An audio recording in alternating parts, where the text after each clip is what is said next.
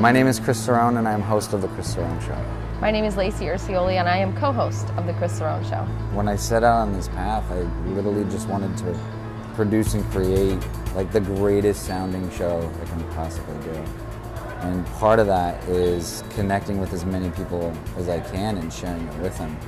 There was a moment when I saw Chris kind of finding his way to the typical usual suspects, and it's probably because after 55 episodes, you have a hard time figuring out if you're on the right path, you get stuck in a rut, whatever. So my famous episode 55 was right the day after I had kicked him in the junk and said, "You're better than that. Do better, do you, because doing you is what's been working, and I'm feeling like you're not doing you anymore." And then boom, that's when it kind of hit that plateau, and we've been able to kind of evolve it from that point forward. I think the one thing that sets my show apart and why it's doing very well and why people are drawn to it is it's a business show, it's an entrepreneur show, but I'm approaching it from my perspective. I'm not trying to wrap it or package it in a way that you can find anywhere else.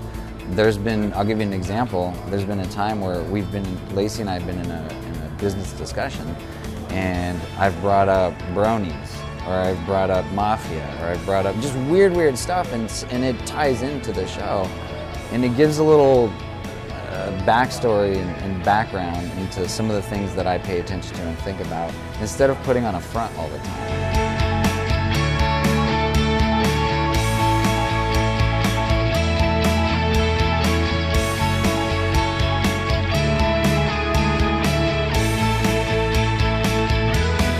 There's something to be said about you put a mic in front of someone's face, you put a camera in someone's face, they become someone different because they just don't know how they don't know how to remain themselves. They get nervous or whatever. But it's about cutting through that BS and really just realizing you're not. Why put all your time and energy into being someone else when the whole reason you were brought to this earth is to be you? The one piece of advice that I can give to entrepreneurs, whether they're starting a podcast, a YouTube channel, it doesn't really matter. You want to whittle soap in your garage, I don't care. Is going back to following your gut. Like, your gut, it's called following your gut for a reason, because it's usually right. And even if it's not right 100% of the time, it still puts you in a different place or a different path to maybe open another door for what's right. But if you don't follow your gut, or you don't at least freaking do something or try or whatever, you're seriously missing the boat of what your life could be.